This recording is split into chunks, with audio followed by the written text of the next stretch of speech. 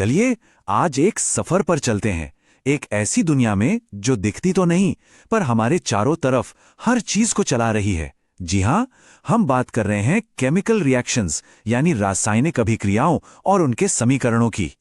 सोचिए जरा, एक धमाकेदार आतिशबाजी और ब्रेड के एक सीधे साधे टुकड़े में क्या कोई चीज कॉमन हो सकती है?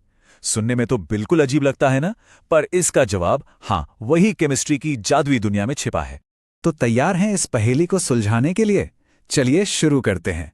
सबसे पहले ये समझना जरूरी है कि हमें पता कैसे चलता है कि कोई केमिकल चेंज हो भी रहा है या नहीं। इसके कुछ खास संकेत होते हैं। जरा सोच कर देखिए, एक मैग्नीशियम का रिबन है और उसे जलाया जाता है। वो एकदम चकाचौंध कर देने वाली सफेद रोशनी के साथ जलता है और पीछे रह जाता है एक सफेद पाउडर। ये एक साफ इशारा है कि यहां कुछ नया बना है। बस यही तो है एक परफेक्ट केमिकल चेंज। तो सवाल ये है कि हम कैसे पहचानें कि कोई केमिकल रिएक्शन हुआ है? इसके लिए 4 बड़े सुराग हैं जिन पर नजर रखनी होती है। पहला, क्या चीज की अवस्था बदली है, मतलब सॉलिड से लिक्विड या गैस। दूसरा, क्या रंग में कोई बदलाव आया है। तीसरा, क्या उसमें से कोई गैस निकल रही है। और चौथा, क्या टेम्परेचर यानी तापमान बदला है। ठीक है, तो अब हम इन बदलावों को पहचान तो सकते हैं, पर इन्हें लिखा कैसे जाए? चलिए अब सीखते हैं केमिस्ट्री की अपनी भाषा। जी हां, इसकी अपनी एक अलग ही जबान होती है। किसी भी रिएक्शन को लिखने के मोटे तौर पर 2 तरीके हैं। पहला, एकदम सीधा साधा, जिसे हम वर्ड इक्वेशन कहते हैं, जैसे magnesium plus oxygen magnesium oxide, simple. पर जो केमिस्ट होते हैं ना, वो एक छोटा लेकिन ज्यादा जानकारी वाला तरीका अपनाते हैं, जिसे कहते हैं केमिकल इक्वेशन, जैसे Mg plus O2 gives MgO। देखिए कितना छोटा और सटीक है। पर रुकिए, इस भाषा का एक बहुत ही जरूरी नियम भी है। समझ लीजिए कि ये इसकी ग्रामर है जो हर इक्वेशन पर लागू होती है। और वो नियम है law of conservation of mass, यानी द्रव्यमान संरक्षण का नियम। ये एक बहुत गहरी बात कहता है। ये कहता है कि किसी भी केमिकल रिएक्शन में मास को न तो बनाया जा सकता है और न ही खत्म किया जा सकता है। एटम्स बस अपनी जगह बदलते हैं, वो कहीं गायब नहीं हो जाते।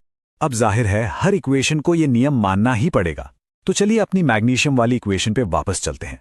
अरे यहां तो एक गड़बड़ है। देखिए, लेफ्ट साइड पर ऑक्सीजन के 2 एटम हैं, पर राइट साइड पर सिर्फ एक।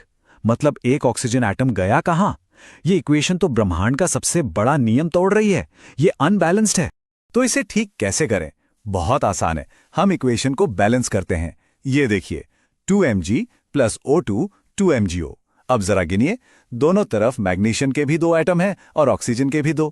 हो गया ना बैलेंस? अब हमारा ये केमिकल सेंटेंस बिल्कुल सही है और कुदरत के नियमों का पूरा सम्मान कर रहा है। बहुत बढ़िया। तो अब हम केमिस्ट्री की भाषा भी जानते हैं और उसकी ग्रामर भी। तो अब वक्त है कुछ सबसे आम केमिकल कहानियों को जानने का, मतलब रिएक्शंस की 4 सबसे जरूरी किस्मों को समझने का। सबसे पहली किस्म है कॉम्बिनेशन रिएक्शन, यानी संयोजन अभिक्रिया। नाम से ही साफ है, इसमें 2 या 2 से ज्यादा चीजें मिलकर यानी कंबाइन होकर एक अकेली नई चीज बनाती हैं। मिसाल के तौर पर जब कैल्शियम ऑक्साइड और पानी मिलते हैं तो कैल्शियम हाइड्रोक्साइड बनता है। सिंपल सा फॉर्मूला है, A+B बन गया AB। अब इसके बिल्कुल उल्टे चलते हैं। दूसरी किस्म है डीकॉम्पोजिशन रिएक्शन, यानी वियोजन अभिक्रिया। इसमें एक अकेली चीज टूटकर 2 या 2 से ज्यादा छोटी छोटी चीजों में बंट जाती है। हाँ, इस ब्रेकअप के लिए अक्सर थोड़ी एनर्जी लगती है, जैसे गर्मी या रोशनी।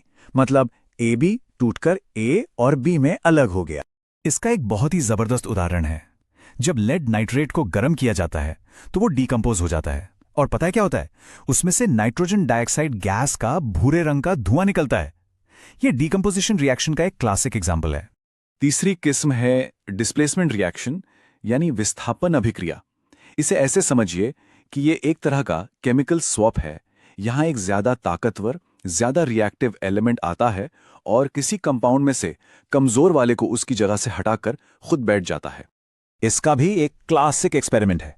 जब एक लोहे की कील को कॉपर सल्फेट के नीले घोल में डालते हैं तो क्या होता है? लोहा ज्यादा रिएक्टिव होने की वजह से कॉपर को उसकी जगह से हटा देता है। नतीजा, कील भूरे रंग की हो जाती है और घोल का नीला रंग भी हल्का पड़ जाता है। और अब आते हैं चौथी और आखिरी किस्म पर, डबल डिस्प्लेसमेंट रिएक्शन। इसे केमिकल पार्टनर स्वैप की तरह सोच सकते हैं। यहां दो अलग अलग कंपाउंड्स अपने आयॉन्स की अदला बदली कर लेते हैं और दो बिल्कुल नए कंपाउंड्स बना देते हैं। और हां, अक्सर इस अदला बदली में एक ऐसी ठोस चीज बनती है जो पानी में घुलती नहीं। इसे हम कहते हैं प्रेसिपिटेट या अवशेप। अच्छा, तो ये सारी थ्योरी तो ठीक है, लेकिन हमारी रोजमर्रा की जिंदगी में इसका क्या काम? यकीन मानिए, ये रिएक्शंस हमारे चारों तरफ हर पल हो रहे हैं।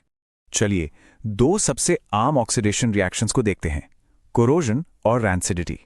कोरोजन यानी संक्षारण, वही चीज है जिससे लोहे पर हवा और नमी की वजह से लाल भूरे रंग का जंग लग जाता है। और रैंसिडिटी, ये वही वजह है जिससे चिप्स या मेवे रखे रखे बासी हो जाते हैं और उनमें से अजीब सी महक आने लगती है। ऐसा इसलिए होता है क्योंकि उनमें मौजूद फैट और ऑयल हवा से रिएक्ट कर जाते हैं। तो अब जब केमिस्ट्री की ये सीक्रेट भाषा पता चली गई है, तो जरा अपने आसपास नजर दौड़ाइए।